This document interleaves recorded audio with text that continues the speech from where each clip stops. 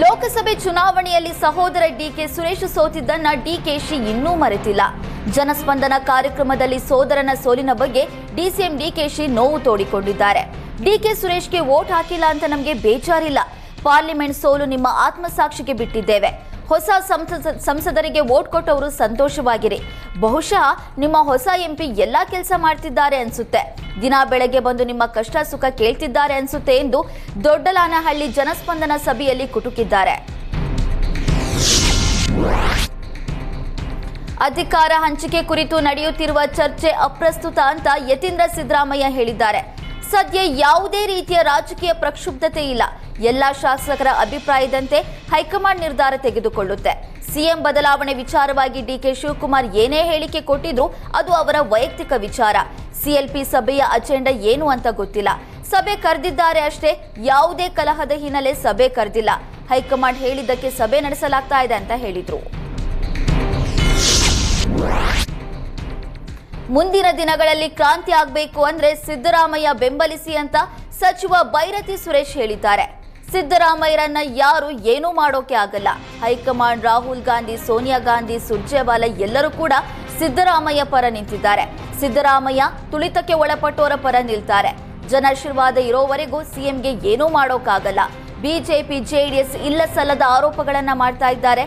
ವಿಪಕ್ಷಗಳ ಆರೋಪಗಳಲ್ಲಿ ಹುರುಳಿಲ್ಲ, ತಲೆ ಕೆಡಿಸ್ಕೊಳ್ಬೇಡಿ ಅಂತ ಸಿದ್ದರಾಮಯ್ಯ ಪರ ಭೈರತಿ ಸುರೇಶ್ ಬ್ಯಾಟಿಂಗ್ ಮಾಡಿದ್ದಾರೆ.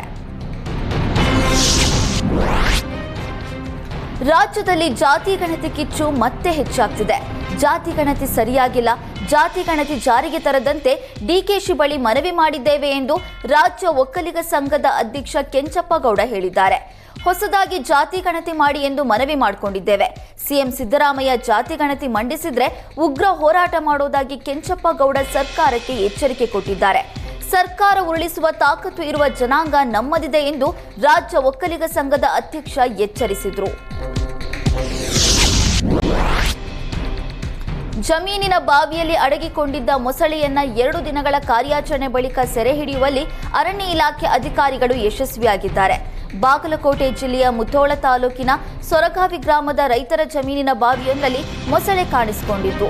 ಬಳಿಕ ಮಾಹಿತಿ ಗೊತ್ತಾಗ್ತಾ ಇದ್ದಂತೆ ಮೊಸಳೆ ಸೆರೆಗೆ ಅರಣ್ಯ ಇಲಾಖೆ ಅಧಿಕಾರಿಗಳು ಮುಂದಾಗಿದ್ರು.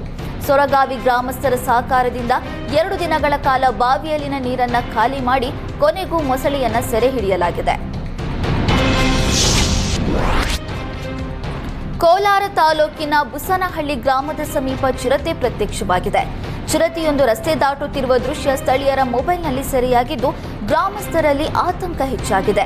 ಚಿರತೆ ಕಂಡ ವಾಹನ ಸವಾರರು ಆತಂಕಗೊಂಡಿದ್ದು ಕೂಡಲೇ ಕೋಲಾರ ವಲಯ ಅರಣ್ಯಾಧಿಕಾರಿಗಳಿಗೆ ಮಾಹಿತಿ ನೀಡಿದ್ದಾರೆ. ಕಳೆದ ವಾರ ಕೂಡ ಅಂತರ್ಗಂಗೆ ಬೆಟ್ಟದಲ್ಲಿ ಚಿರತೆ ಪ್ರತ್ಯಕ್ಷವಾಗಿತ್ತು. ಇದೀಗ ಮತ್ತೊಮ್ಮೆ ಚಿರತೆ ಕಂಡು ಗ್ರಾಮಸ್ಥರಲ್ಲಿ ಭೀತಿ ಹೆಚ್ಚಾಗಿದ್ದು ಕೂಡಲೇ ಚಿರತೆ ಸೆರೆ ಹಿಡಿಯುವಂತೆ ಅರಣ್ಯ ಇಲಾಖೆಗೆ ಗ್ರಾಮಸ್ಥರು ಒತ್ತಾಯ ಮಾಡಿದ್ದಾರೆ.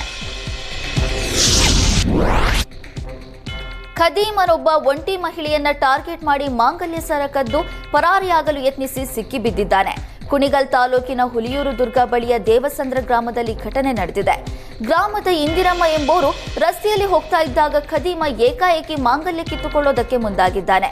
ಈ ವೇಳೆ ಮಹಿಳೆ ಜೋರಾಗಿ ಚೀರಾಟ ನಡೆಸಿದ್ದರಿಂದ ಗ್ರಾಮಸ್ಥರು ರಕ್ಷಣೆಗೆ ಧಾವಿಸಿ ಕಳ್ಳನಿಗೆ ಹಿಗ್ಗಾಮುಗ್ಗ ಥಳಿಸಿದ್ದಾರೆ. ಬಳಿಕ ಕಳ್ಳನನ್ನ ಪೊಲೀಸರಿಗೆ ಒಪ್ಪಿಸಿದ್ದಾರೆ.